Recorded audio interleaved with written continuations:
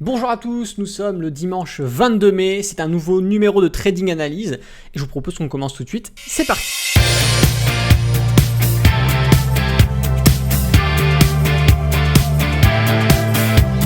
Bonjour à tous, c'est Alexandre, le trader indépendant et on va voir aujourd'hui un nouveau numéro de Trading Analyse. On va voir du coup ce qui s'est passé cette semaine sur les marchés et puis comme ça va nous donner un petit peu on va dire, le contexte de ce qui peut se passer la semaine à venir et donc ça va pouvoir orienter votre trading ou tout simplement vos investissements long terme si vous pratiquez l'investissement long terme également. Avant ça, n'oubliez pas le petit pouce, n'oubliez pas également de vous abonner à la chaîne YouTube et d'activer la cloche. C'est parti, on y va.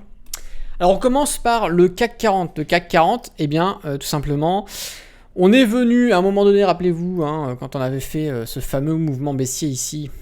Voilà, hop, et bah, tout simplement, on a fait un gros rebond ici et je vous disais que cette hausse-là, pour moi, elle n'était pas propre. Elle n'était pas propre, pourquoi ? Parce que techniquement, on avait toujours ici notre droite de tendance sur le RSI qui maintenait ce mouvement baissier à la baisse. Effectivement, on a eu une sortie de cette droite de tendance à peu près qui correspond à cette bougie, mais on a eu un gap énorme entre les deux.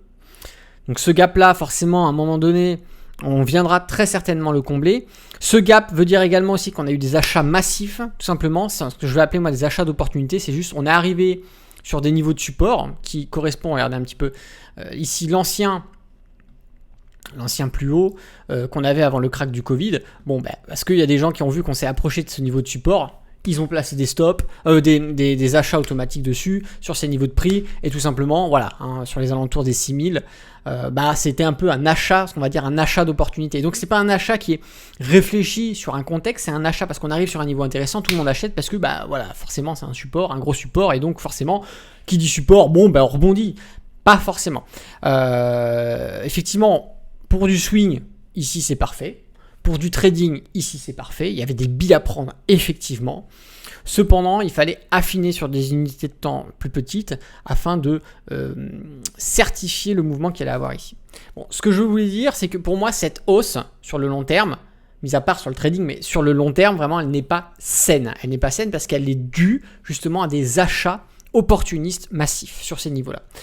Ce qui se passe par la suite, forcément sur ces niveaux, les traders et non les investisseurs, mais les traders ici prennent leurs billes, et parce qu'ils prennent leurs billes sur ces niveaux-là, on a tout simplement des ventes qui s'effectuent et donc des prix, une cotation qui diminue de plus en plus. On va d'ailleurs avoir, je vous le mets ici en évidence, je vais voir si j'arrive à le faire. Je vais prendre un autre outil pour le faire, je vais juste vous mettre en place une belle droite de tendance, voilà, qui se maintient sur ces niveaux-là. On a des contacts sur ces zones-là, d'accord ? Et à chaque fois qu'on s'en approche, tout simplement, on est renvoyé à la baisse. Donc ici, on a une droite de tendance sur le CAC 40, et qui d'ailleurs existe aussi sur les autres indices, mais je vous le montre sur le CAC 40, mais ça équivaut, rappelez-vous, il y a toujours une corrélation indicielle. Tout simplement, le fait d'avoir cette droite de tendance nous maintient dans un biais psychologique qui est fortement baissier, d'accord ? Il faudrait déjà qu'on arrive à casser cette droite de tendance. Il faudrait qu'on sorte aussi de ce nuage Ichimoku parce que depuis le début, qu'est-ce qui se passe depuis qu'on est passé en dessous, on est tout le temps en dessous. Même si on a fait des tentatives, mais on a été vite renvoyé à la baisse. Donc on a un biais psychologique qui est quand même vachement baissier ici depuis quelques temps, et ça se ressent, on le voit sur les bougies baissières qui sont beaucoup plus importantes et beaucoup plus proéminentes que les bougies haussières sur ces niveaux-là. On va aussi également avoir depuis la sortie ici, je vais vous le mettre en évidence sur le RSI qui correspond à ce niveau-là. Depuis la sortie, on a le niveau des 50% qui est à peu près sur ces niveaux-là. Depuis qu'on est passé baissier sur le marché, d'accord ? Tout simplement, depuis qu'on a fait une grosse sortie ici, on a le RSI qui reste à 95% du temps sous la zone des 50%, donc c'est-à-dire en zone de progression baissière. Donc ici, on a déjà, de par le RSI, on comprend qu'ici, le biais, pareil, il est psychologiquement baissier. Donc qu'est-ce que ça veut dire ? Ça veut dire que c'est pas fini. On a encore ici une grosse présence baissière. C'est valable sur le CAC 40, mais c'est exactement aussi identique sur le DAX, sur les indices américains, etc. Vous verrez, je vous parlerai de tout ça. Mais là, je veux vraiment vous remettre en compte le contexte. Bon, ce qu'on a eu, eh bien sur cette semaine, on a eu bon, voilà, les petites hausses, les petites baisses, mais globalement, ce qui se passe, c'est qu'on est toujours voilà, en dessous de ce nuage Ichimoku.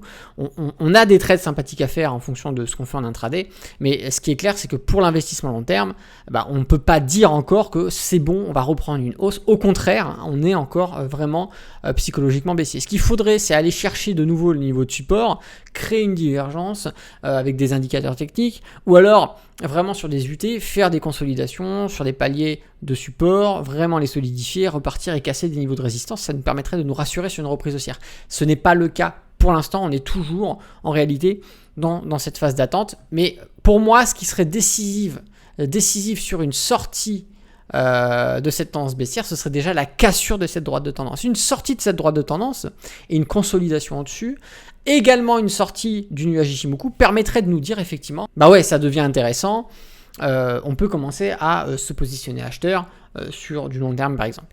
Je vais partir sur le DAX, qui présente exactement la même configuration. Regardez, on est sur les niveaux des derniers plus hauts avant la baisse due au bordel du Covid. On est également aussi ici, regardez, je vais vous le mettre en évidence, voilà, ça, il n'y a pas photo. On va avoir ici des très beaux niveaux, d'accord, à chaque fois qu'on s'en approche, qu'est-ce qui se passe? On repart à la baisse. Voilà. Ça, c'est identique à ce qu'on avait sur le CAC 40, on est sous le nuage Ichimoku. Sur le RSI, c'est pareil, on est à 95% du temps en dessous dans la zone de progression baissière. Voilà. Donc, on a exactement une corrélation entre ce qui se passe sur l'ensemble des indices. Les Américains, c'est légèrement différent, mais le contexte reste le même. D'accord ? Il y a beaucoup plus de volatilité, donc on décale beaucoup plus les indicateurs techniques. Cependant, on est constamment, alors je vais vous mettre en évidence ici, bordel, voilà. On avait une petite droite de tendance ici qu'on a sortie. Vous voyez qu'on l'avait, on était sorti ici, on a retravaillé cette zone-là en tant que résistance, et là on a fait une réintégration de cette droite. Donc là on est reparti, on a voulu à un moment donné tenter une sortie, et je pense que c'est dû très certainement à cette petite divergence que l'on avait ici, d'accord ? On a voulu sortir et reprendre un mouvement haussier, sauf qu'au bout d'un moment, le marché, les opérateurs n'ont pas voulu, on est reparti, on a réintégré cette droite de tendance, et maintenant on en refait de nouveau une résistance. Donc ça récupère et ça fait un retour de ce mouvement baissier sur les marchés américains. On sait que les marchés américains vont donner un petit peu le dynamisme de ce que l'on va avoir comme mouvement en Europe et dans le reste du monde. Donc si les marchés américains ont réintégré cette droite de tendance est repassée baissier en dessous, on sait très bien que sur le reste du monde, et notamment en Europe, on va suivre un petit peu le mouvement. Donc ce qu'il faudrait également, c'est des niveaux de support intéressants, des consolidations, sur des plus petites UT, avoir des retours haussiers, etc. Ce qui pourrait nous rassurer, mais c'est clairement pas le cas aujourd'hui sur les marchés américains. On est globalement, même sur l'ensemble des marchés, on est baissier. On est baissier, voilà pour le Dow Jones.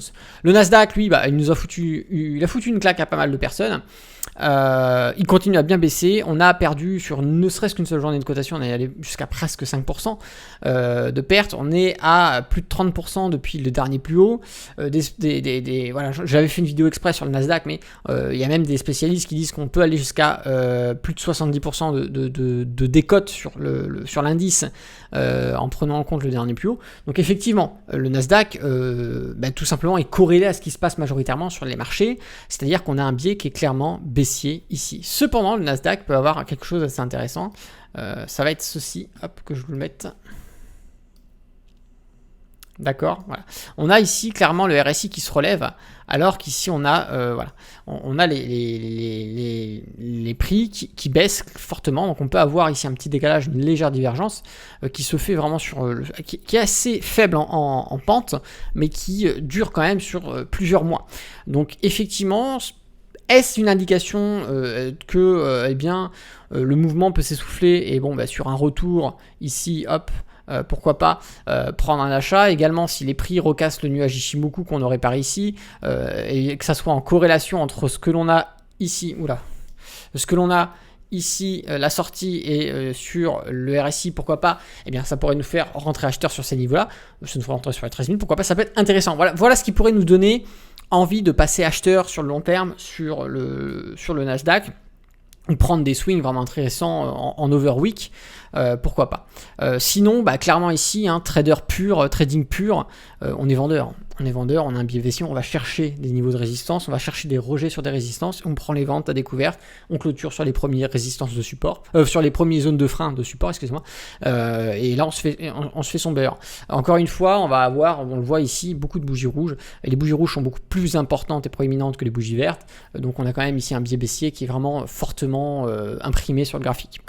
On va partir sur le SP500 qui est exactement la copie du Nasdaq en ce moment. On a les mêmes mouvements baissiers, on a les mêmes droites de tendance, on a la même réintégration, on va avoir le même comportement du RSI pratiquement, hormis la divergence qui est est un peu moins bien dessinée, parce qu'en fait en réalité on aurait plutôt une divergence ici, et là on n'aurait plus rien, mais si on prenait en compte le dernier pic et on lissait le mouvement ici, on pourrait refaire ressortir peut-être la similitude avec le Nasdaq, mais je le trouve un peu moins pertinent ici sur le SP500. Donc marché des indices, pour vous faire savoir, on est baissier, baissier, baissier, baissier.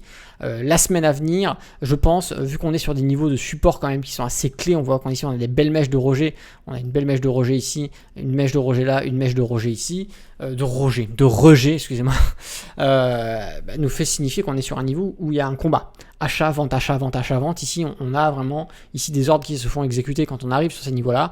À voir si ça tient, si ce support tient, ou alors si on le casse et qu'on va chercher des niveaux plus bas. Je pense qu'il y a des chances que ces supports cassent, vu le contexte ici général et la corrélation baissière sur l'ensemble des indices. On va partir sur le Bitcoin pour terminer. Et le Bitcoin, tout simplement, bon voilà, attendez, je vais vous mettre le graphique en journalier. Voilà, le Bitcoin, c'est un petit peu encore une fois, le bordel. Je sais que quand on était ici, il y a beaucoup de gens qui disaient oui, on est proche des 34 000, 32 000, il faut acheter, il faut absolument acheter. Aujourd'hui, on cote encore moins cher, on est passé sous les 30 000. Attention, c'est pas parce que on arrive sur des prix effectivement qui sont moins chers que d'habitude, ça veut dire que forcément qu'il faut acheter. Il y a des niveaux intéressants, il y a des contextes techniques à prendre en compte. Néanmoins, voilà, après à vous de voir si vous intervenez en trading ou si vous intervenez en investissement long terme. Mais même dans les deux cas, il faut toujours optimiser ses points d'entrée. C'est mieux, ça évite de se retrouver avec une position qui est négative pendant parfois plusieurs semaines, parfois plusieurs mois ou plusieurs années pour certains, en fonction de leur niveau d'entrée. Donc le contexte ici, il n'y a pas photo, clairement baissier. On a ici une stagnation due à la cassure des 30 000. La cassure des 30 000, où on a eu énormément d'achats déclenchés sur les 28 000, énormément d'achats déclenchés sur les 27 000. Donc forcément, ici, on a en quelque sorte un mini range. À voir, sorti par le haut, sorti par le bas, je pense que c'est ce qui pourra donner la dynamique. Vu le contexte général qu'on a sur les marchés boursiers, de manière générale, hein, surtout sur les indices, je pense qu'il y a moyen qu'on fasse ça. Moi, je pense qu'il y a moyen qu'on fasse ça, qu'on ait un petit temps de repos sur ces niveaux-là, le temps que les acheteurs, les vendeurs comprennent peut-être la réalité de ce qui se passe et reprennent une directionnalité sur leur position. Donc, c'est-à-dire que ceux qui sont acheteurs se décident à vendre et ceux qui veulent surfer sur les ventes à découverte, eh bien, tout simplement en profitent via leur courtier. Leur exchange, je sais ils aiment pas dire courtier dans le milieu de la crypto, mais c'est la même chose. Donc voilà, du coup, on a effectivement le RSI ici en zone de survente. On est sorti de cette zone de survente. Effectivement, ça peut être interprété comme quelques petites probabilités sur une reprise haussière, mais le problème, c'est que tant qu'on ne casse pas ici ce niveau de résistance, on ne validera pas. On voit bien qu'il y a un problème ici, hein. On n'arrive pas à casser ces niveaux-là. Donc on se rend bien compte que on peut même prendre en compte ici un prix, si on cale un prix, on a les 32 000 sur ces niveaux-là. Donc ça veut dire que concrètement, si on ne casse pas ces 32 000, pour moi, c'est difficile de passer acheteur sur le Bitcoin, d'accord ? Que ça soit en trading, en swing trading, en intraday ou même en investissement long terme. Pour l'instant, le contexte que l'on a devant nous nous fait comprendre qu'il y a de grosses probabilités qu'on aille chercher des niveaux de support encore plus bas, inférieurs. Et donc moi, je préférerais honnêtement acheter sur des supports qui sont encore plus bas que le prix actuel que d'acheter maintenant et de me dire merde, ça continue de descendre, j'aurais pu acheter sur des supports plus bas, ma position est négative, donc ça fait chier, donc il faut que j'attende encore et ça se trouve ça remontera que dans 5 ans, que dans seulement 5 ans on repassera au-dessus des 30 000. C'est ça qu'il faut prendre en compte. En tout cas, le contexte sur la crypto de manière générale, parce que là on parle du Bitcoin, mais le Bitcoin, rappelez-vous, c'est la ligne directrice de ce qu'on va avoir sur les autres crypto-monnaies. On est baissier, on est dans l'attente, on est dans la consolidation de certains portefeuilles. Donc là, encore prudent, c'est pas le moment de faire all-in. On analysera de toute façon au fur et à mesure de tout ce qui se passe sur les cryptos et sur les marchés. On essaiera de voir ce qu'il y a de plus intéressant à faire, mais pour l'instant, on est soit dans des prises de position baissières, soit on est dans l'attente pour rentrer en position sur le long terme de manière plus intelligente. Voilà ce que je pouvais vous dire sur ce trading analyse. Voilà, ça fait quelques trading analyses qu'on fait ensemble où effectivement on est dans l'attente pour ceux qui ne veulent pas trop de frissons et ceux qui veulent se permettre un petit peu de folie, se permettre de faire des ventes à découverte. Là c'est en ce moment, depuis quelques semaines, on est dans le paradis des ventes à découverte. Que ça soit sur le milieu de la crypto ou le milieu des indices boursiers, même des actions qui codent dans les indices, on peut se faire plaisir. Celui qui veut absolument prendre position peut sortir de toute façon des gains assez facilement en ce moment. On a des biais baissiers assez importants. Maintenant, celui qui veut faire de l'investissement à long terme, celui qui veut absolument faire des achats, pour l'instant, en ce moment, ça stagne. Voilà, il va falloir attendre. Si vous avez aimé cette vidéo, n'oubliez pas de mettre un petit pouce. Si vous n'êtes pas abonné à la chaîne YouTube, abonnez-vous, activez ici la cloche aussi, c'est hyper important. Et puis, si vous avez tout simplement une remarque, une question, une suggestion, un petit mot gentil, n'hésitez pas, sous la vidéo, dans les commentaires. C'était Alexandre de Trader Indépendant. Moi, je vous dis à bientôt dans une prochaine vidéo. Et d'ici là, tradez bien sur les marchés financiers. Ciao!